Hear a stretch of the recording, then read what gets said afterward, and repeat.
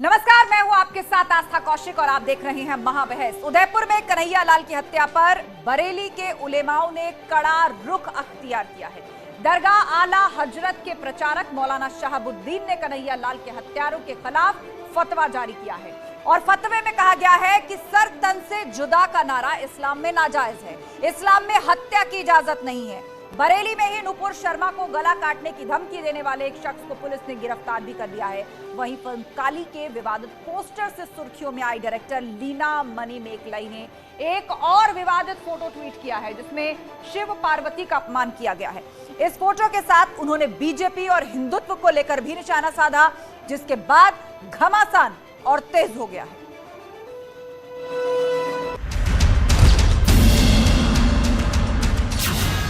कन्हैया के हत्यारों पर बरेली से फतवा जारी। उलमाए कराम की मजलिस शूरा मुनक़िद हुई और मजलिस शूरा में फतवा जारी किया गया और ये फतवा उदयपुर की घटना को लेकर के है। इस्लाम में नहीं किसी की हत्या की इजाजत। इस्लाम तो इसके बहुत खिलाफ है। मेरे प्रॉफिट ने तो ये कहा है कि एक बेगुनाह की जान बचाना पूरी ह्यूमैनिटी की जान बचाने के बराबर है और एक बेगुनाह की जान लेना पूरी इंसानियत की जान लेने के बराबर है। मेरा दीन तो नहीं कहता इसको। भड़काने वाला बयान नहीं देना चाहिए क्योंकि ये देश संविधान से चलेगा, कानून से चलेगा।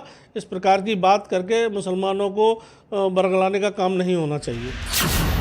नुपुर शर्मा को धमकी, बरेली पुलिस ने पकड़ा।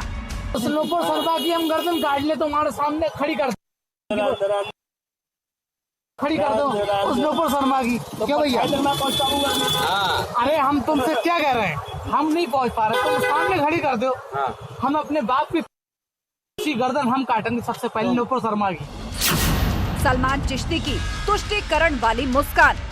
तो ये स्क्रिप्ट अशोक गहलोत सरकार ने लिखी है क्योंकि तुष्टीकरण के माध्यम से ही मुसलमानों का वोट मिलेगा आने वाले चुनाव में।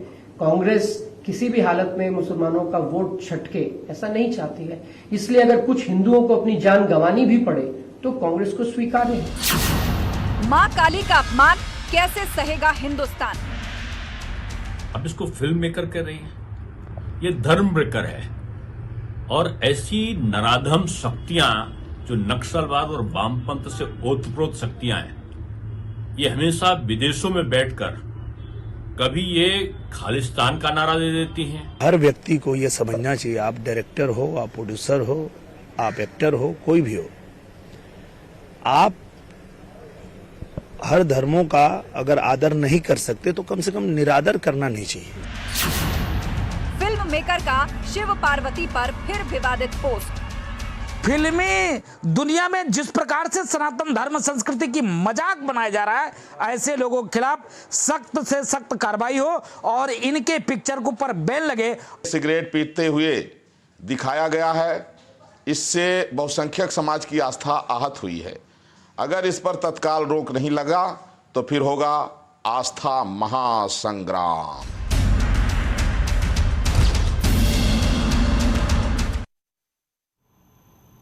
और अब आपको विस्तार से बताते हैं बरेली में दरगाह आला हजरत के प्रचारक मौलाना शहाबुद्दीन ने फतवे को लेकर क्या कहा है। मजलिस शूरा मुनक़िद हुई और मजलिस शूरा में फतवा जारी किया गया और ये फतवा उदयपुर की घटना को लेकर के है कि दो व्यक्तियों ने एक शख्स को कत्ल कर दिया। इस सिलसिले में उलमाए कराम सर जोड़ करके बैठे और कुरान और हदीस की रोशनी में यह हुक्म जारी किया कि जो शख्स इस तरीके से किसी को कत्ल करता है या सर कलम करने की धमकी देता है, ये शरीयत इस्लामिया की रोशनी में ये सरासर नाजायज़ है और ये गलत है। फतवे में यह भी कहा गया है कि अल्लाह तबारक व तआला कुरान शरीफ में इरशाद फरमाता है कि लोग अपनी जानों को अपने हाथों से हलाकत में न डालें। दूसरी तरफ पैगम्बर इस्लाम ने फरमाया कि अच्छा मुसलमान वो है जिसके हाथ से ज़ुबान से लोगों को तकलीफ़ न पहुँचे, मगर यहाँ पर लोगों को तकलीफ़ पहुँचाई गई। इसलिए ये दोनों व्यक्ति या वो शख्स जो सर कलम करने की बात कह रहा है, तो ये ऐसे लोग जो है वो शरई अदालत में मुजरिम हैं। और चर्चा के लिए पूरा गेस्ट पैनल हमारे साथ जुड़ चुका है। बीजेपी का पक्ष रखने के लिए सूर्य मैथिल हमारे साथ जुड़ गए हैं। डॉक्टर अभिषेक राय, प्रवक्ता हैं समाजवादी पार्टी के, वो भी हमारे साथ जुड़ चुके हैं। जय भगवान गोयल, हिंदू फ्रंट के नेता, वो भी हमारे साथ जुड़ गए हैं। और फजील अहमद, मुस्लिम स्कॉलर, भी हमारे बीच में। आप सभी लोगों का बहुत स्वागत है। सबसे पहले सवाल सूर्य मैथिल जी आपसे यही कि जब उदयपुर कांड हुआ था या फिर इस तरह की घटनाएं हुई हैं पूर्व में, तो आरोप यही लगा कि मुस्लिम समुदाय की तरफ से ना तो इस पर किसी तरह का कोई कमेंट आता है, ना फतवे जारी किए जाते हैं और ना किसी तरह का प्रोटेस्ट होता है, ना सामने से बढ़कर कोई ये कहता है कि सख्त से सख्त सजा होनी चाहिए। लेकिन उदयपुर कांड के बाद बरेली के मौलाना की तरफ से फतवा जारी किया गया और कहा गया है कि सर तन से जुदा की ये जो सोच है वो इस्लाम के खिलाफ है। हत्या की इजाजत इस्लाम के अंदर नहीं है। क्या अब आप लोगों को लग रहा है कि उदयपुर कांड के बाद जो आवाज आप लोग उठा रहे थे उस पर मुस्लिम समुदाय ने भी अपनी आपत्ति जाहिर कर दी है? धन्यवाद आस्था जी। पहले तो आपको और आपके सभी दर्शकों को भारत माता की जय, वंदे मातरम। देखिए आस्था जी, मैंने भी देखा इस फतवे को और सुना मैंने पूरा, लेकिन मैं ये सोच रहा हूँ कि एक तरफ तो ये जो मौलाना साहब हैं ये फतवा दे रहे हैं कि हत्या की कहीं जगह नहीं है इस्लाम के अंदर, और दूसरी तरफ यदि मैं ये देखता हूँ कि जिन्होंने गला काटा सर तन से जुदा, सर तन से जुदा करते हुए, उन सभी का केस जो है वो कौन लड़ेगा? उलेमाए हिंद। तो ये किस प्रकार का आडंबर है, मैं ये समझना चाहता हूं। मतलब आप कह रहे हैं एक तरफ कि तो आप लोग दोगलापन हत्या करते हैं, एक तरफ आप उकसाते हैं कि हम कहने का मतलब मार दो मैथिल जी, और फिर उनको बचाने की बात करते हैं। एक संस्था फतवा जारी करती है तो दूसरी पीछे से सपोर्ट करती है, उनका मुकदमा लड़ेगी, ये आप कहना चाहते हैं। और अब रुक करेंगे फजील अहमद का, मुस्लिम स्कॉलर हमारे बीच में है। फजील जी, आप इस पर क्या कहना चाहेंगे? लगातार आप लोग ये तो कर रहे हैं कि हाँ सख्त सजा होनी चाहिए, बुरा हुआ नहीं होना चाहिए, और लॉ एंड ऑर्डर की प्रॉब्लम थी, सरकार को देखना चाहिए, लेकिन अब आरोप ये लगाया जा रहा है कि ये दोगलापन है। एक तरफ जमीयत उन दोनों हत्यारों का केस लड़ेगी तो दूसरी तरफ फतवा जारी करके आप क्या संदेश देना चाह रहे हैं? जो सूर्य मैथिल बोले उसको आप सच मान लिए। इन लोगों को तो तकलीफ हो गई कि कैसे ये मामला फतवा जारी हो गया। अरे कोई सबने मना कर दिया पूरे कोर्ट के अंदर, ये ना हिंदू ना मुसलमान, कोई वकील उनका केस लड़ने को तैयार नहीं है। कहाँ से ये खबर आ गई कि जमीयत उलमा हिंद उसका केस लड़ने जा रही है? कोई एक आदमी, एक मुसलमान उन लोग के साथ नहीं है। पूरे देश की बात कर रहा हूँ मैं, सारे आलिमों से हमारी बात होती है। एक आलिम भी उनके साथ नहीं है, एक वकील उनके साथ नहीं है, एक समाज के एक व्यक्ति उनके साथ नहीं है। हर आदमी उनकी कड़ी निंदा करता है। और आज हमारे एक आलिम ने कह दिया सामने आकर के कि इस्लाम में इसकी जगह नहीं है। और हम लोग उसी दिन से कन्हैया के हत्या के डे 1 से ये बात बोल रहे हैं कि हम बिल्कुल जो है ये इजाजत नहीं है, ये घोर जघन्य अपराध है और हम इस अपराध के साथ नहीं है, बल्कि इसकी घोर निंदा करते हैं और सख्त से सख्त सजा दी जाए। कन्हैया हमारे देश का एक नागरिक था, आम इंसान था, वो कोई क्रिमिनल भी नहीं था, उसका कोई कसूर भी नहीं था। ऐसे बेकसूर की हत्या करना ना तो इंसानियत में जायज है, ना इस्लाम में जायज है। और कहीं से कोई आज हमारी एक तंजीम सामने आई, तमाम लोग, बहुत से लोग कैमरे के सामने आने में डरते हैं, मीडिया से रूबरू नहीं होते हैं, लेकिन पूरे देश का मुसलमान इस मामले में एक होकर कहता है कि वो कड़ी निंदा कर रहा है। कहां से ये बातें उठ रही हैं कि जमात लड़ेगी और वो कोई एक केस लड़ने को तैयार नहीं है, कोई उसकी मदद करने को तैयार नहीं है।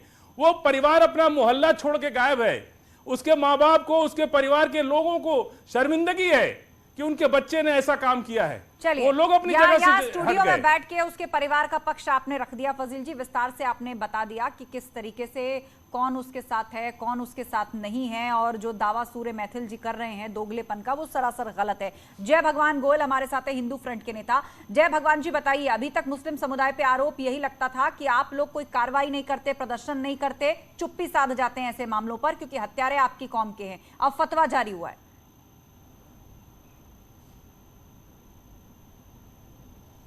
देखिए आस्था जी, अगर ये फतवा सही में जारी हुआ है तो मैं फतवा जारी करने वाले उन मुल्ला मौलवी का धन्यवाद करना चाहूँगा जिन्होंने देश में इस वक्त जो आग लगी हुई है उस आग को बुझाने का प्रयास किया है, चाहे वो कोई षड्यंत्र ही क्यों ना हो, मगर एक प्रयास तो किया है। नंबर 2, जो बार बार ये बात कही जा रही है कि इस्लाम में किसी का घर काटना, किसी गर्दन काटना जेन्युइन नहीं है, मगर मैं कहता हूं ये बात बिल्कुल झूठी है। सूरा नंबर 9 आयत नंबर 5 कुरान में स्पष्ट कहती है, जो गैर मुस्लिम हैं, मूर्ति पूजक हैं, वो काफिर हैं, इनको मारो, कूटो, लूटो, इनकी संपत्ति पे कब्जा करो।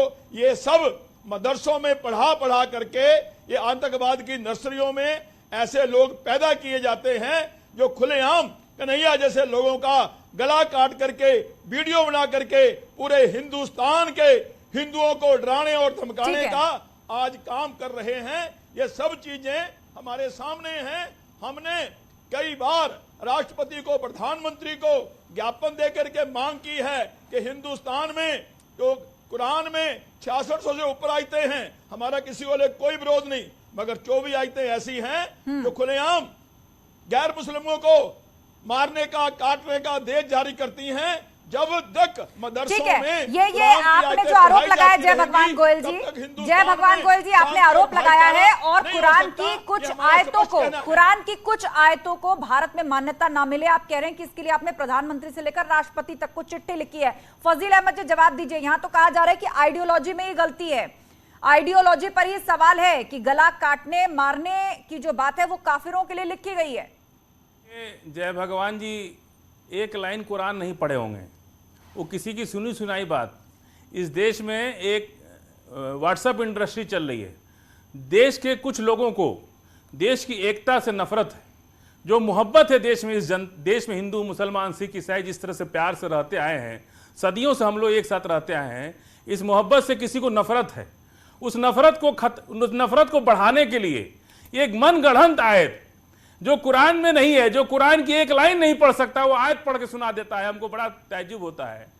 अरे आप पढ़िए, आप हमसे हिंदी में कुरान ले लीजिए और पढ़िए उसको दिल से, और इस्लाम को मन और दिल से समझने की कोशिश कीजिए। हम तो खुली दावत दे रहे हैं आपको। आप पढ़िए, आप हिंदी में कुरान हमसे ले लीजिए और उसको अच्छे से पढ़िए और समझिए, और जहां नहीं समझ में आता है वहां हमारे आलिमों से पूछिए, उसके बाद आप बात करिए। एक भी आप बताइए। आस्था जी मेरी आवाज आ रही है आपको? जी आ रही है। आप दोनों एक ही समय पर बोल रहे हैं। नहीं, आवाज दोनों की आ रही है, लेकिन क्या कह रही है जनता भी समझ नहीं पा रही है। जब बुढ़िया कूड़ा फेंकती थी, ये हिंदी की किताब में हर बच्चा पढ़ा है भारत का, हिंदू, मुसलमान, सिख, ईसाई सभी पढ़े हैं इस बात को, कि जो हमारे पैगंबर मोहम्मद सल्लल्लाहु अलैहि वसल्लम कूड़ा फेंकने वाली एक बूढ़ी औरत ने जब कूड़ा नहीं फेंका तो उसका हालचाल लेने गए। जो इतना खिदमत गुजार और इतना माफ करने वाला इंसान, वो अपनी कुरान के आयत में ऐसे बात ला सकते हैं क्या? उनकी जिंदगी को देखिए, उनके जीने के तरीके को देखिए, उन्होंने जो बात की है, जो उनकी लाइफ है। ठीक है फजील जी, आपने अपनी बात पूरी की। सूर्य मैथिल यहाँ पर कुछ सवाल पूछना चाहते हैं। सूर्य मैथिल जी 10 सेकंड सवाल पूछिए। डॉक्टर अभिषेक राय भी हमारे साथ जुड़े हुए हैं। ये बातें फैलाई जाती हैं। ठीक है सूर्य मैथिल जी। हाँ, अभी आपके सामने फाजिल भाई ने बहुत सारे बातें कही, मैं इनसे पूछना चाहता हूँ, जो पीस टीवी के आपके जो कहता है इस्लामिक स्कॉलर थे जाकिर नाइक, उन्होंने भी बहुत सारी चीजें बोली थी जिनका रिपीटेशन नुपुर शर्मा ने किया था। यदि आप बहुत सारी बातें बता रहे तो पहले आज क्लियर कर दीजिए इस चीज को कि जो जाकिर नाइक ने बोला था वो सच था कि झूठ था, जिसका रिपीटेशन नुपुर शर्मा ने किया था। मैं आपसे पूछना चाहता हूं, जरा बता दीजिए मुझको भी, मेरा भी ज्ञानवर्धन कर दीजिए। आपको पूरी कुरान पता है, ठीक है, प्लीज मुझे बताइए। ठीक है सूर्य मैथिल जी। जितने फजील अहमद भाजपा और भाजपा से समर्थित जो प्रवक्ता होते हैं, उनको सुबह सुबह एक व्हाट्सएप आ जाता है झूठ। मेरी बात को बदलिए, व्हाट्सएप छोड़िए। जाकिर नाइक को लेकर सवाल पूछा गया है, विरोध होता तो जाकिर नाइक पर भी होता। नहीं, व्हाट्सएप छोड़ दीजिए, आप सवाल का जवाब दीजिए फजील अहमद। सूर्य मैथिल शांत हो जाइए, शांत हो जाइए। आप ही का सवाल पूछ रही हूँ मैं, शांत हो जाइए, एक साथ चिल्लाएंगे इस तरह। बात को काटा। ठीक है फजील अहमद जाकिर नाइक पर बोलेंगे, जाकिर नाइक पर जवाब दीजिए फजील अहमद। बताइए आप। जिस बात को लेके पूरी दुनिया के मुसलमान ने अपनी आपत्ति जाहिर की, मैं आपसे पूछ रहा हूं, पूरी दुनिया के मुसलमान ने जो बोला था, अरे जाकिर नाइक आपको बहुत पसंद है, बताओ ना आपको जाकिर नाइक बहुत सूट करते हैं ना, करोड़ों लोग आप जाकिर नाइक पे अपना झूठ फैलाते। वो सच था कि झूठ था? अरे हमने सुना ही नहीं कि जाकिर नायक ने क्या कहा, आपने सुन लिया। आपको बड़ी मोहब्बत है जाकिर नायक से, हमने नहीं सुना। पूरी दुनिया के मुसलमान, इसे कहते हैं पूरे दुनिया के, नुपुर शर्मा ने ठीक कहा। आपके हिसाब से नुपुर शर्मा ने ठीक कहा? नहीं, नुपुर शर्मा ने ठीक कहा। पीछे से कहता है आपके हिसाब से नुपुर शर्मा ने ठीक कहा। रुक जाइए आप दोनों, बहस इस पर नहीं हो रही है कि किसी पूर्व प्रवक्ता ने क्या कहा, उस पर जवाब सामने आ चुका है, उस पर कार्रवाई हो चुकी है। बहस इस बात को लेकर नहीं है कि किस पूर्व प्रवक्ता ने क्या कहा, बहस इस बात को लेकर है कि धर्म विशेष की भावनाओं को आहत किया जाता है तो सर तन से जुदा जैसी बातें सामने आती है। लेकिन वही सब जब हिंदू धर्म को मानने वाले लोगों के साथ हो या हिंदू धर्म को टारगेट करके कुछ किया जाए तो चुप्पी क्यों साध ली जाती है? ठीक है, डॉक्टर अभिषेक राय, नहीं, डॉक्टर अभिषेक राय, सुनिए एक मिनट, फजील अहमद जी बाद में, एक मिनट पहले सुनिए। अभिषेक राय अभी नहीं बोले, मैं आऊंगी आपके पास, अभिषेक राय नहीं बोलूंगी। एक और इससे जुड़ा विषय है मेरे पास। अभिषेक राय जी, आपने फिल्म काली का पोस्टर तो देखा होगा, आप इससे भी अनभिज्ञ नहीं होंगे कि किस तरह का विवाद उसे लेकर चल रहा है। यहां चुप पे क्यों है? जब नुपुर शर्मा का बयान आया था तो आप लोग चीख चीख के एक समुदाय के साथ खड़े थे कि हाँ, जिसने धार्मिक भावनाएं आहत की हैं सख्त सजा होनी चाहिए, कोर्ट सजा देगा, उस पर कानूनी कार्रवाई होनी चाहिए। काली के विवादित पोस्टर पर भी आपकी चुप्पी, और तो और छोड़िए, इतनी बड़ी कंट्रोवर्सी चल रही है, उसके बाद शिव और पार्वती की भी एक तस्वीर वही फिल्म निर्माता जो है वो ट्वीट कर देती हैं, उस पर भी आप लोगों की चुप्पी। तो सेलेक्टिव अप्रोच के जो आरोपी हैं उसमें आपका नाम क्यों ना लिया जाए?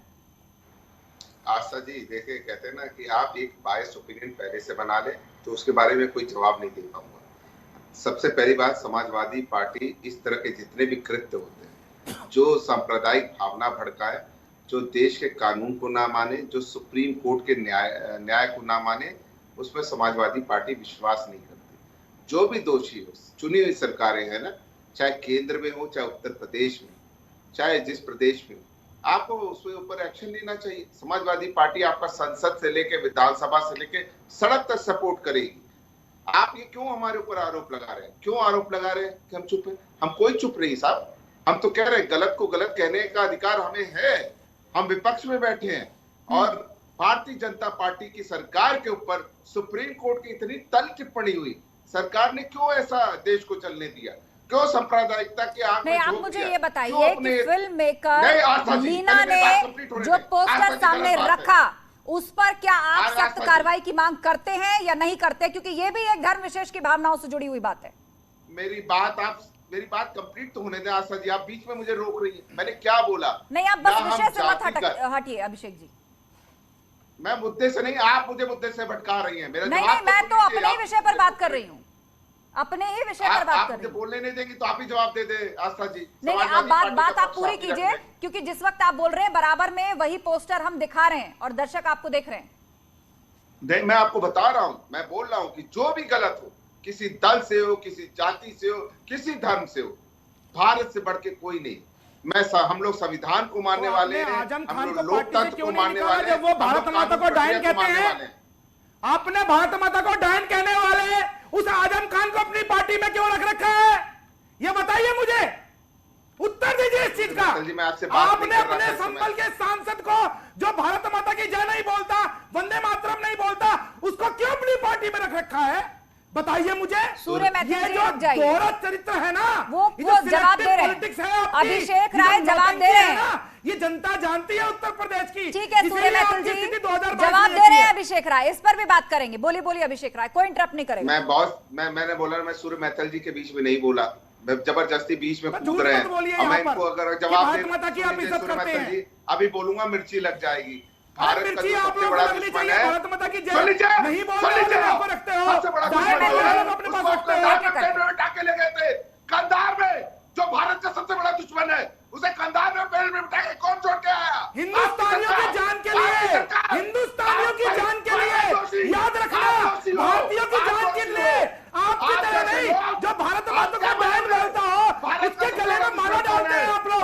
जो वंदे मातरम नहीं बोलते, आप दोनों एक एक करके बात रखिए अपनी, उसको सांसद बोलते हो आप लोग, और यहाँ बैठकर देशभक्ति की बातें करते हो।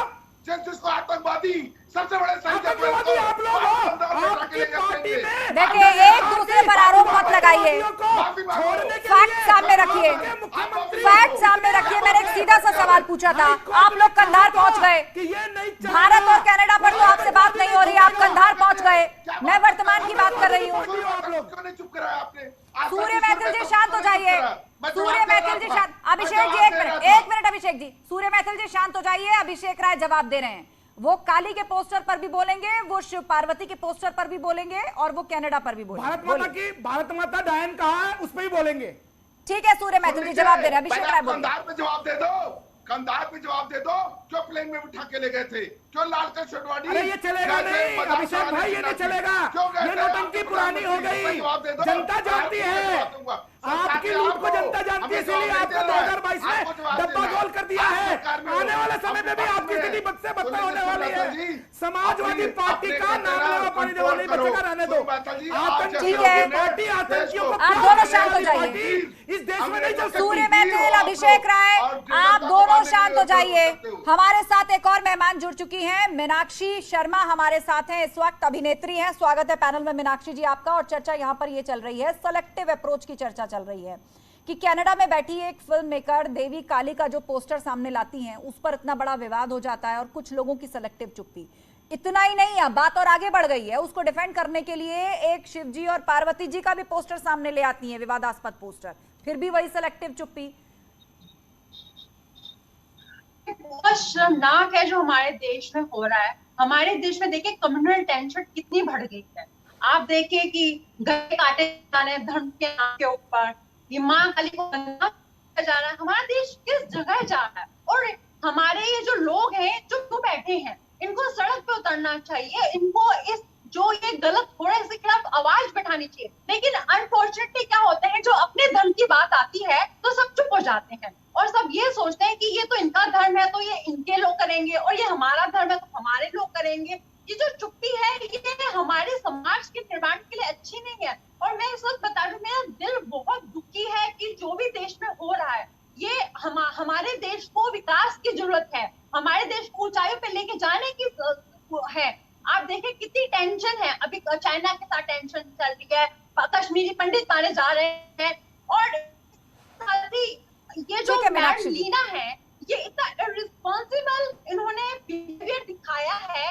वो ये नहीं वो क्या चाहती है कि हमारे देश में दंगे हो, वो क्या चाहते हो? तो कनाडा में बैठती है, उनको लगता है कि उनको लॉ छू नहीं सकता, तो कनाडा में बैठ के अपनी मनमर्जी चला सकती है। लेकिन मुझको बहुत बुरा लग रहा है और मुझे लगता है कि मैम पे ये जो लीना है इन पे स्ट्रिक्ट एक्शन होना चाहिए। ये जो पोस्टर लगाए जा रहे हैं इनको, बल्कि जो ट्विटर के ऊपर है जिसके ऊपर ये कर रही है, ट्विटर वालों को इनका जो अकाउंट है वो बैन कर देना चाहिए। ठीक है मीनाक्षी, आपने अपना गुस्सा जाहिर किया, आपने अपना गुस्सा जाहिर किया और आपने कहा कि भारत की आवाज बनके एक साथ आवाज नहीं उठती है। वहां लोग अपने अपने धर्मों, संप्रदायों और सियासी पार्टियां अपनी अपनी विचारधारा और वोट बैंक्स में बट जाते हैं। कब? जब हिंदू धर्म की बात आती है।